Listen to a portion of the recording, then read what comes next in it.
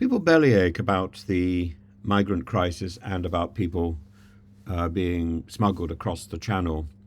And very often the real work which is done to try and stop this is ignored by the mainstream press.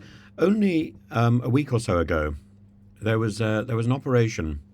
Actually, not even a week ago, about 2 or 3 days ago, there was an operation led by France and Germany, and it doesn't seem to have appeared remotely in the mainstream media. The 500 officers from the German Federal Police raided houses, and 20 French investigators from the French Border Police were involved. They made 13 arrests, 8 arrests in Germany under French judicial order, 5 in France, including one high-value target, I gather. 25 houses were raided, 21 inflatable boats, 24 engines, 76 life jackets, as well as 600 inner tubes and 100 air pumps were all seized, along with 70,000 euros in cash, gold valued at over 5,000 euros, and 40 electronic devices. And this is an investigation that was focused on suspects from Iraq, from Syria, and those of Kurdish origin, whether from Turkey or from Iraq, but mainly people who were based in Germany, and they were facilitating the passage of people generally coming from Turkey through Germany into Britain. And the migrant smuggling via small boats has increased steadily since 2019, overtaking lorries as the transport of desire.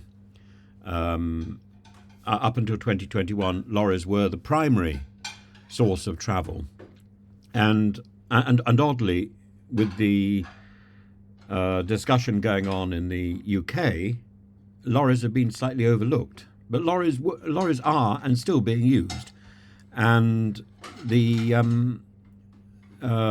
because of this action, a lot of smuggling has been curtailed.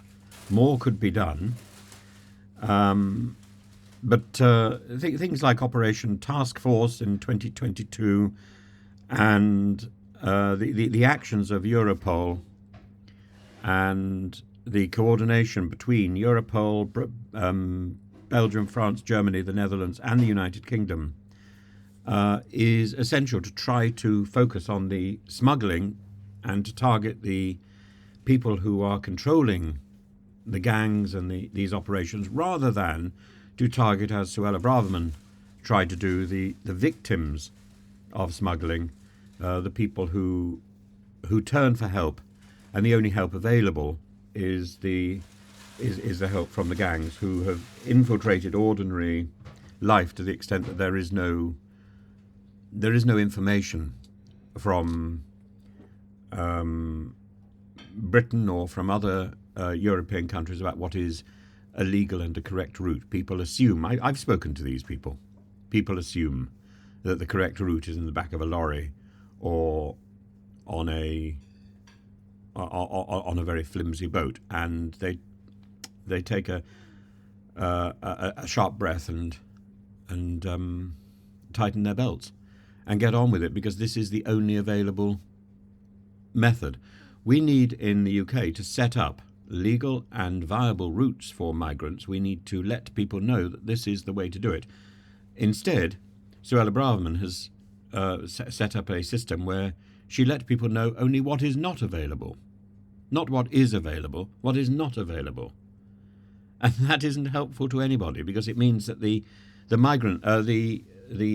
smugglers can go around the place and say, this is available. This is what you can do. Come with me. Look at this amazing transport of delight.